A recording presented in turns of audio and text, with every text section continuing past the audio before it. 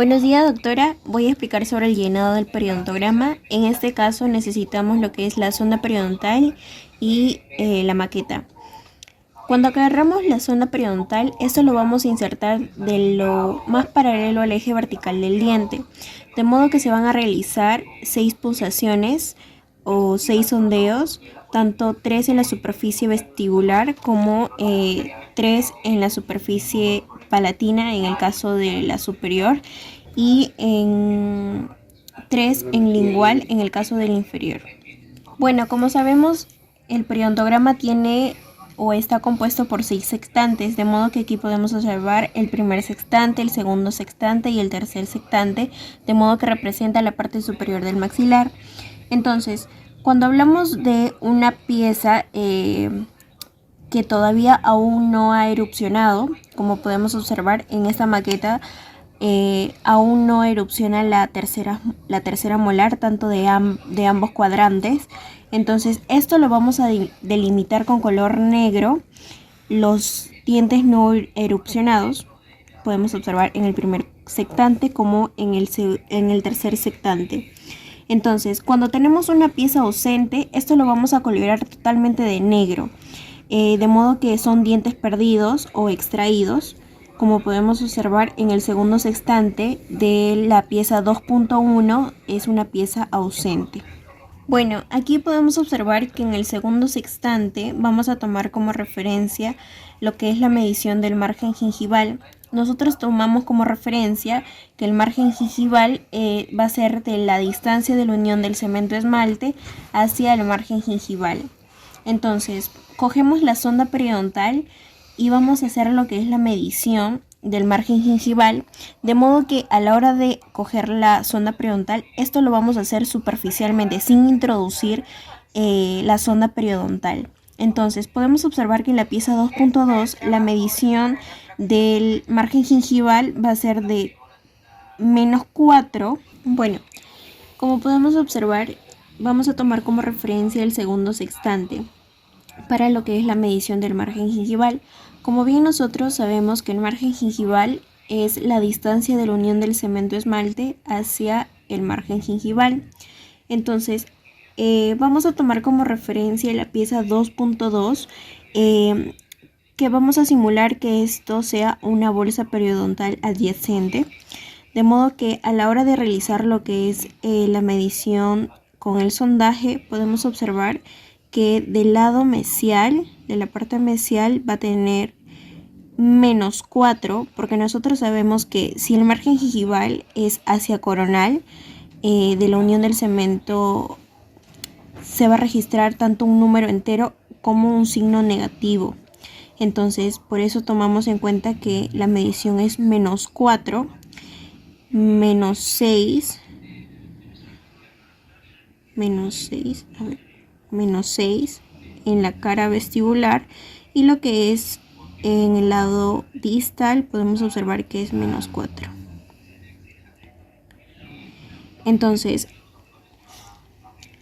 podemos observar que ahí vamos a obtener lo que es un signo negativo, pero si cogemos como referencia lo que es la 2.3, podemos observar que la medición del margen gingival se va a dar hacia apical, de modo que esto se va a registrar con un signo positivo, tanto un número entero, porque lo estamos viendo que esto va hacia apical, de modo que aquí podemos observar que la medición es 4 del lado mesial, de la cara vestibular es 4 y de la cara distal es 4. Bueno, tomando referencia el tercer sectante, vamos a coger como ejemplo la pieza 2.6, de modo que vamos a observar cómo se realiza la profundidad de sondaje. Nosotros sabemos que a la hora de realizar la profundidad de sondaje, esta se va a dar la medición en milímetros, de modo que la sonda periodontal se va a medir desde el margen gingival hacia la base de la hendidura. De modo que en el margen gingival la medición se va a dar en el lado distal de 3 milímetros, en el lado vestibular se va a dar de 2 milímetros y en el lado mesial se va a dar de 3 milímetros. Podemos observar que a la hora de realizar lo que es la profundidad de sondaje, se va a dar la medición de 5 milímetros hacia el lado mesial, 5 milímetros. En la cara vestibular, la profundidad se va a dar, o en la cara medial se va a dar de 4 milímetros.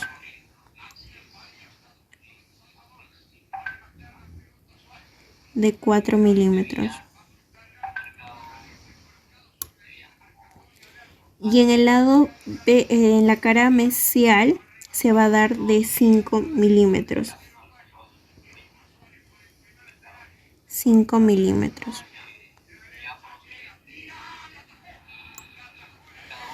Bueno, entonces podemos observar que esta pieza va a presentar lo que es lesión de furca, de modo que nosotros sabemos que el grado 1 va a ser la pérdida horizontal del soporte, de modo que eso no va a exceder el tercio del ancho del diente. Entonces, cuando hablamos de un grado 2, la pérdida horizontal excede el tercio del ancho, de modo que esto no va a abarcar la totalidad del área de la furcación. Entonces, cuando hablamos de un grado 3, nos dice que va a haber una destrucción horizontal de lado a lado. Entonces, a la hora de nosotros introducir lo que es el sondaje en la furca, podemos observar que esto se va a dar, va a salir de lado a lado, como nos dice, y podemos clasificarlo como grado 3. Podemos observar que sale de lado a lado, tanto como mesial como distal. Por eso lo clasificamos como grado 3 y eso se grafica con un triangulito en la parte superior de la pieza 2.6. Entonces, como podemos observar aquí en el recuadro, los valores tanto del margen gingival se van a sumar con el valor de la profundidad de sondaje, de modo que nos va a dar lo que es el NAC. Entonces, hablamos de NAC, lo que es la nivelación de inserción clínica, y sangrado al sondeo, de modo que podemos observar que en la cara vestibular, en esta pieza se va a dar lo que es un leve sangrado, que lo podemos clasificar de acuerdo a la medición que nos da lo que es el NAC, y aquí podemos observar cómo se grafica. Sabemos nosotros que cada rayita va a medir lo que son los 2 milímetros y nos dice que son 6 milímetros y se produce lo que es el sangrado. De este modo lo graficamos. Bueno, entonces, si hay una lesión de furca, también podemos hablar de una movilidad. De modo que nosotros sabemos que hay 3 tipos de movilidades, que la primer tipo de movilidad, esa se va a dar horizontal, tanto de la corona dental mayor a lo normal hasta 1 milímetro. Eso es tanto movilidad de tipo 1. Cuando hablamos de movilidad tipo 2, va a ser mayor a 1 milímetro en dirección horizontal. Entonces, si hablamos de una movilidad de tipo 3, esta va a ser mayor a 1 milímetro en sentido horizontal y vertical, tanto rotación o depresión. Entonces, en esta pieza de la 2.6 podemos observar que hay una ligera movilidad de tipo 3 que va a exceder tanto lo que es mayor a 1 milímetro en sentido horizontal. Podemos observar en sentido horizontal y lo que es en el sentido vertical. Sentido vertical. Bueno, aquí tomando referencia el quinto sectante, podemos observar que en la pieza 3.1, a la hora de realizar lo que es la medición del margen gingival, va a tener una medición de 3 milímetros hacia el lado distal, 3 milímetros. En la cara vestibular va a tener lo que son los 2 milímetros. 2 milímetros, como podemos observarlo ahí. Y en la cara mesial tiene 2 milímetros. Entonces, a la hora de realizar lo que es la profundidad de sondaje, va a tener la medición de 5 milímetros hacia el lado distal. Hacia el lado de la cara vestibular va a tener la misma medición de la profundidad de sondaje de 5 milímetros. Y hacia el lado mesial va a tener la misma profundidad, 5 milímetros, como podemos observar. Entonces, nosotros sabemos que para tener la medición del NAC tenemos que sumar tanto el margen gingival como la profundidad de sondaje. A la hora de realizar la sumatoria, podemos observar que en la cara vestibular tiene la medición de 7, en la cara mesial tiene la medición de 7 milímetros y en la cara distal tiene los 8 milímetros. De modo que a la hora de realizar la profundidad de sondaje vamos a observar un ligero sangrado en la cara vestibular, de modo que lo graficamos con un puntito rojo y aquí se puede observar lo que es el gráfico.